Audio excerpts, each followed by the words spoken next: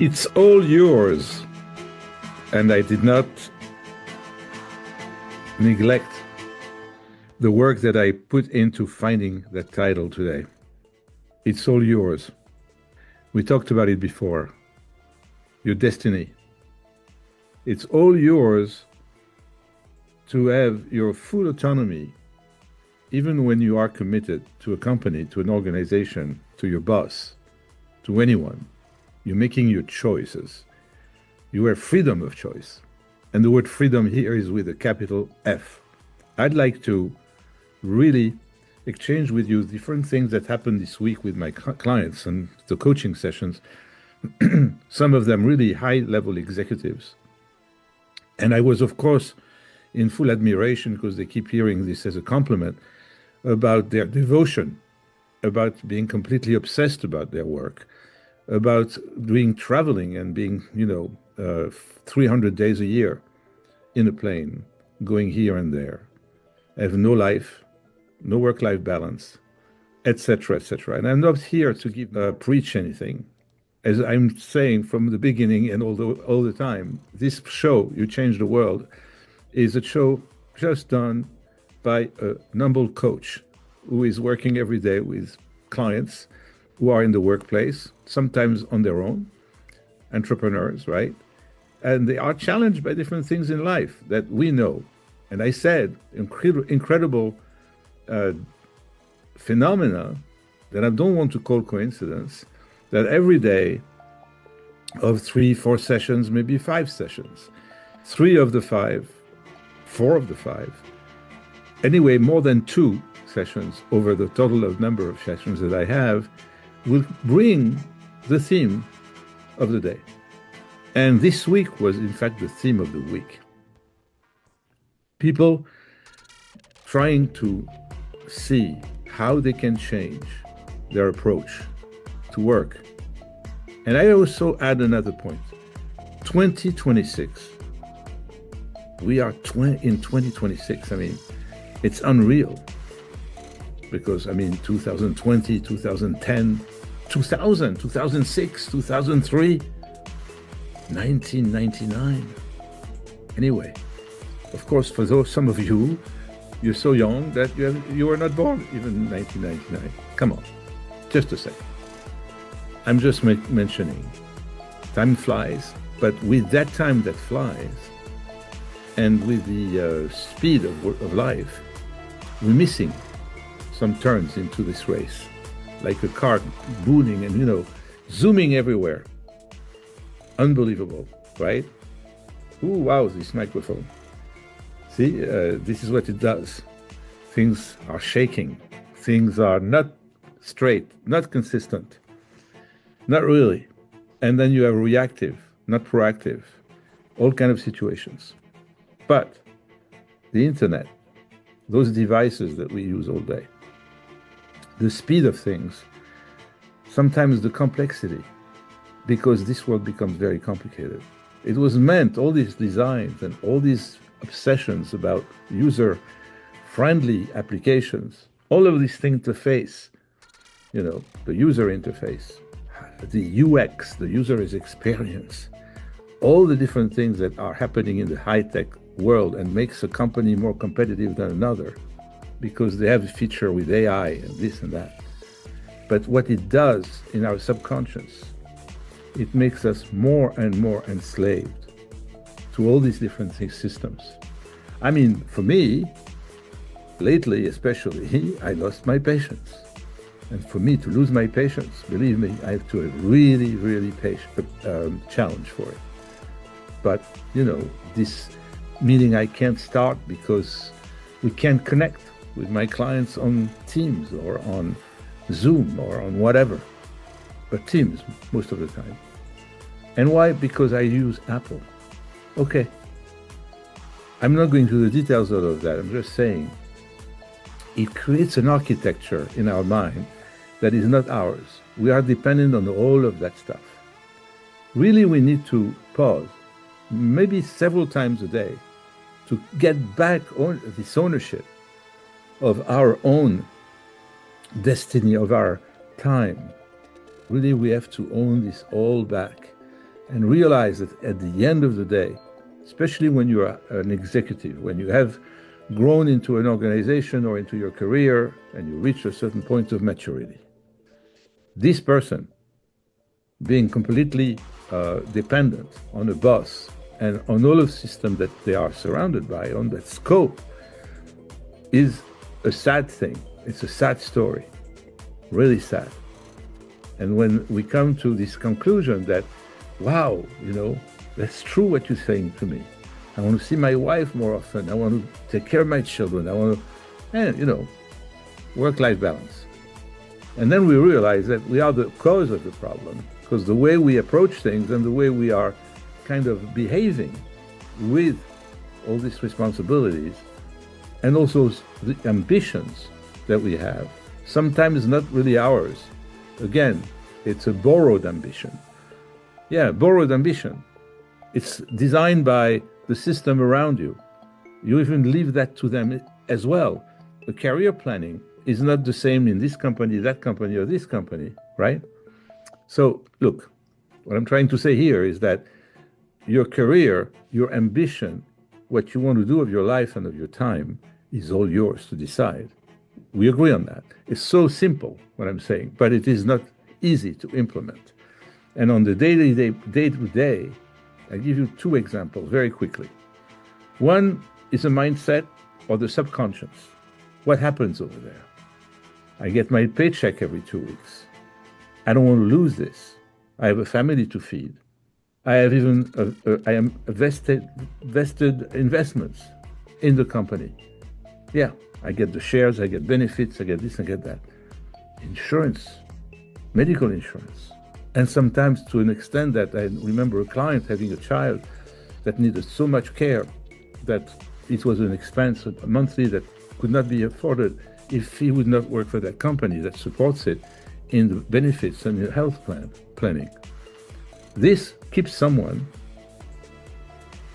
dependent to a level and magnitude that is always, that's the thing I hear, that's the thing I feel when I coach that person, that is not proportional, not proportionate, sorry. It's out of proportion. It's out of control. You give all of that to the company to control. They control you. They own you, right? To that extent. Now, the other thing I said earlier, going into the plane and spending 300 days a year in the plane and traveling, that has so many different other components from this person, this and that person that I'm not going to get there, but try to connect to the truth of that. And you'll see, that the 300 days, if you would divide that even that by 2, and it becomes 150, you are going to achieve, if not more than you are with the 300 days out of there in the sky. Plus, it's not fun anymore to travel, even in first class. Really, seriously. Not so much fun. Airports, even you have a fast track, whatever, it's a burden because flights are delayed, because it's beginning complicated, because there is wars, right, around. There is impossible weather conditions that have never happened before to that extent. It's a world that is really completely in shambles, right? It's interesting. We are not really, I take it that way, it's my faith, is to realize that there is no coincidence of nothing. And maybe this is the time of the history of mankind where we need to connect to things that are deeper. And we are spoiled by these circumstances. We are forced to think 1 second, what am I doing? When I had a client this week who explained to me exactly all of that, he is very pleased with his career. The staff that he's leading loves him, is performing very highly, is very highly viewed by all the stakeholders, by all the board of directors and everything, and he's pretty high in the organization. He's been there for over 25 years. But when we approach the idea of what do we do next now, he's young enough that he has probably again another 15 years, in his career. And is he really where you want it to be? That's usually the first question I ask when I meet someone for the first time. Are you where you want it to be? You know, that's already a big question. Well, I try to be a little bit thought-provoking because I think that sometimes we need to connect to these very deep values. What do I want to do with my life and of my time? Am I really in the right place? That's important. But what I'm asking my clients systematically when we get to this topic is, are you thinking about you being marketable? Are you thinking about you being in the center of your own attention? And then the company comes next. But you, your family, your values, all of that is primary. And it's not selfish, it's not egocentrical. It's the thing you need to do because you own this and you need to stay in the driving seat of your destiny. All right. But in that particular story, he was all about right and wrong. He was all about, I'm the expert in the room. They're asking me the question, I give them the direction. I even prepared the whole presentation. I am a strategic guy. I gave them the strategy, and they did exactly the opposite. The decision they made was wrong. It stops the whole chain of production. We are going to delay everything by a year or two. It's such a dumb decision they want to take, and I can do nothing about it. The guy is really aggravated. And I say to him, what if the decision they're taking has nothing to do with logics, nothing to do with your expertise, that they heard you, your voice was heard, you did this exactly the way you should have done it, and you gave your recommendation. They did it differently now. It's not about right or wrong. It can be a political decision, just for politics, corporate politics. Satisfy, please the CEO, etc., etc. Bring and pay an expensive consulting firm to come with a report that will sustain or support an opinion. And I don't talk about being bribed or that it's not really a very straight kind of report. That happens too. Sometimes people, leaders dictate to the consulting firm what to write almost in the report. I mean, really, seriously, let's be very honest. I saw that. I've been a consultant myself, and I was asked, and I said no. And I, in fact, lost the client, but I prefer to do that, lose my client than being bribed and corrupted and produce something that I'm not thinking, and it's not the result of my work. All of this happens. So this is the politics. This is the world above you, and you are into this system. You cope with that system. Of course, you align yourself. You can even be the most system person that there is on earth. You're still the independent individual that was born one day for a reason on this earth and owns his own destiny.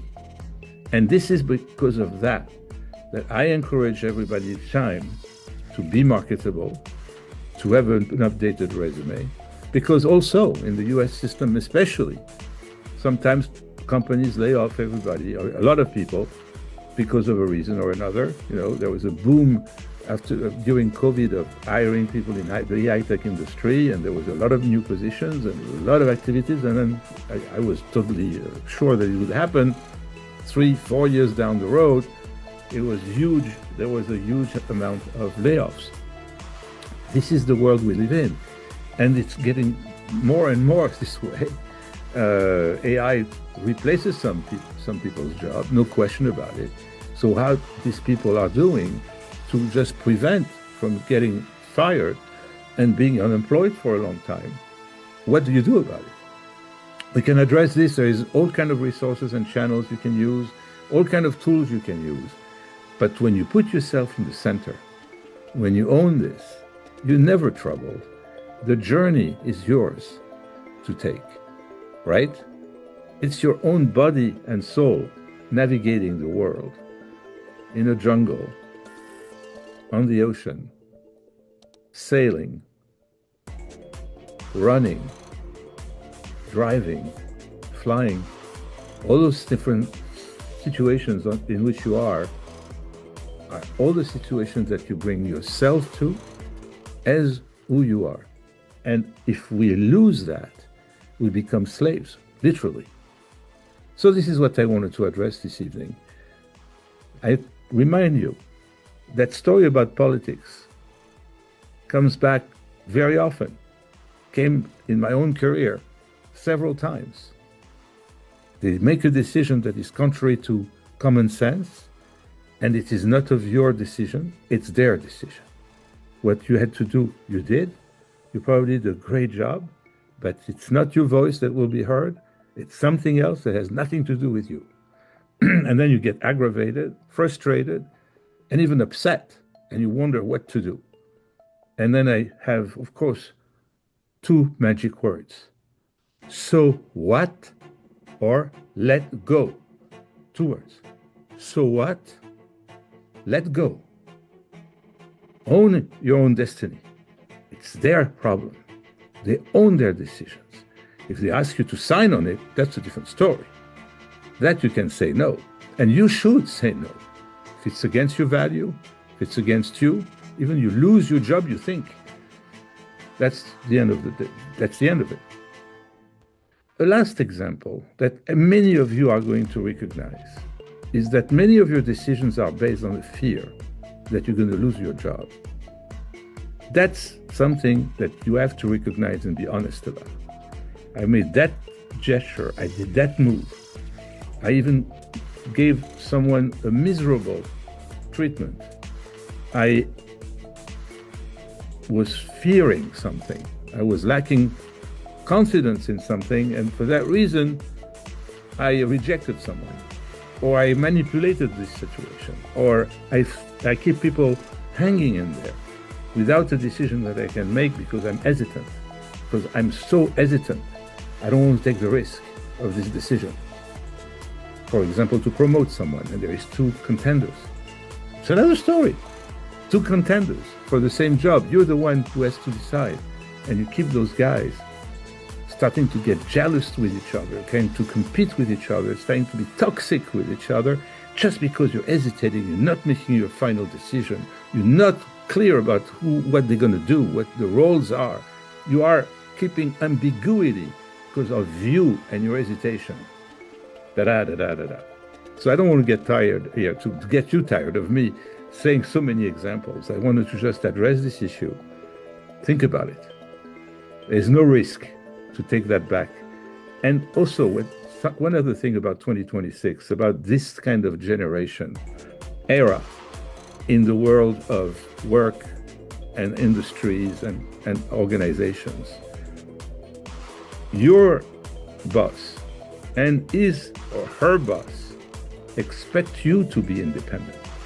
They want you to be autonomous, and they want you to be accountable. And you're absolutely accountable, and you own it, you take this ownership. And this is the autonomy too.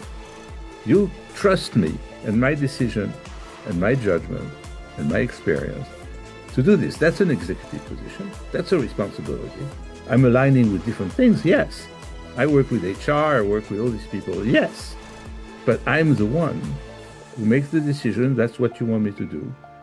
I'm not going to raise my hand all the time to ask your permission, etc., etc. There's many things that we all do, because we think we need a green light for this and for that. It has a lot to do with risk taking. And when you own things more, and when you take this ownership and this independence and autonomy, it becomes much easier. Anyway, I said everything I wanted to say this evening. Own back your life and take it back to yourself. Write always a resume. Make sure that it's available. Go to some interviews. Look at the market. It's not disloyal. It's normal. And continue to search for the best possible situation for you and your family. And trust yourself. Trust that the world is good to you, that everyone is well-intended. There is no reason to fear anything. As long as you're in control and you trust yourself, what do you do? You have to, when you're challenged, and I'm sorry to be a little preaching, a little giving this advice, but those two words are magic. Try this, use it. So what? The other one, let go. So what is what I have to tell myself when the situation aggravates me when it's not worth it and it's not my situation. So what? And to let go is the action. It's the initiative you're taking. I'm separating myself. I detach myself from the company or from these people or from my boss completely and let this go completely. It's not mine. It's not emotionally challenging. It's all external. I have nothing to do with it. It doesn't affect me. I stay myself, balanced, and I continue my way, and my track is good, straight, and clear. I will leave you with that. We'll see you next week, and have a wonderful weekend.